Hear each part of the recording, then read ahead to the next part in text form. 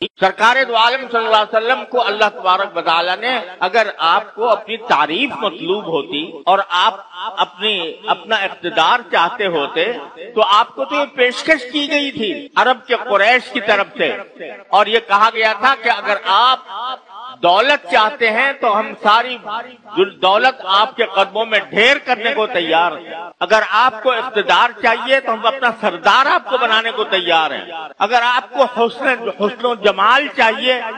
تو ہم عرب کا منتخب حسن و جمال آپ کی خدمت میں پیش کرنے کو تیار ہیں، لیکن آپ یہ دعوت چھوڑ دیجیے جو دعوت آپ لے کر آئے۔ سرکار دو عالم صلی اللہ علیہ وسلم نے جواب میں فرمایا کہ اگر تم میرے ایک ہاتھ میں آفتاب اور ایک ہاتھ میں چاند رکھ دو تب بھی میں اپنی اس دعوت کو چھوڑنے والا نہیں ہوں۔ آپ اس لیے نہیں آئے تھے کہ آپ کے قصیدے پڑھے جائیں، آپ اس لیے نہیں آئے تھے کہ آپ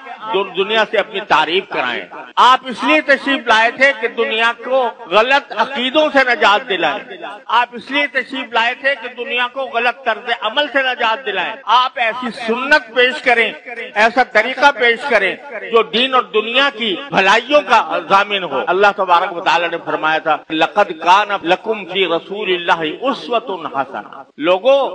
اللہ کے رسول کی زندگی میں تمہارے لیے ایک بہترین نمونہ ہم نے بھیجا ہے۔ یہ بہترین نمونہ کس کے لیے ہے؟ لمن یرجو اللہ والیوم الآخر، جو اللہ سے جا ملنے کا عقیدہ رکھتا ہو کہ مجھے ایک دن اللہ کے سامنے جا کر پیش ہونا ہے، اور یوم آخرت پر یقین رکھتا ہو کہ آخرت کے دن میں مجھے اللہ تعالیٰ کے سامنے پیش ہو کر اپنے ہر قول و فعل کا جواب دینا۔ یہ نمونہ ہم نے اس لیے نہیں پیش کیا کہ صرف ان کی تعریف پر تم اکتفا کر لو، ان کے شان میں قصیدے پڑھ لو، بلکہ اس لیے بھیجا تاکہ اس نمونے کو دیکھو اور اس کے ایک ایک ادا کو اپنانے کی کوشش کرو، جس کا نام ہے اتباع سنت۔ تو اصل مقصود ہونا یہ چاہیے کہ جب یہ ربیع الاول کا مہینہ آئے اور سرکار دو عالم صلی اللہ علیہ وسلم کی ولادت کا جو عظیم الشان اور جلیل القدر واقعہ یاد آئے تو انسان اپنا جائزہ لے اور یہ دیکھے کہ میں سرکار دو عالم صلی اللہ علیہ وسلم کی سنت پر کتنا عمل کر رہا ہوں۔ سرکار دو عالم صلی اللہ علیہ وسلم کی سنتوں کو اتباع کے لیے اللہ نے حکم دیا ہے، قل ان کنتم تحبون اللہ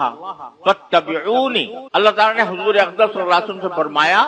کہ اگر تم اللہ سے محبت رکھتے ہو واقعتاً تو اس محبت کا تقاضا یہ ہے کہ فاتبعونی، میری پیروی کرو، میری اتباع کرو، یحببکم اللہ۔ اس اتباع کے نتیجے میں اللہ تعالیٰ تم سے محبت کرے گا۔ تم کیا محبت کرو گے اللہ سے، لیکن تمہاری محبت کا مظاہرہ اس طرح ہونا چاہیے کہ تم میرے اس شاہکار اعظم سرور دو عالم صلی اللہ علیہ وسلم کو دیکھ کر، آپ کی ادائیں دیکھ کر، آپ کے طریقے دیکھ کر اپنی زندگی کے اندر ان کو اپناؤ گے، تمہیں اللہ تم سے اللہ محبت کرے گا۔ بزرگوں نے یہ فرمایا کہ سرکار دو عالم صلی اللہ علیہ وسلم کی سیدھی سنتیں ہیں، جب کوئی بندہ کسی سنت پر عمل کرتا ہے، جس لمحے عمل کر رہا ہوتا ہے اس لمحے وہ اللہ کا محبوب بن جاتا ہے، چاہے وہ چھوٹی سنت ہو یا بڑی سنت، ساری سنتیں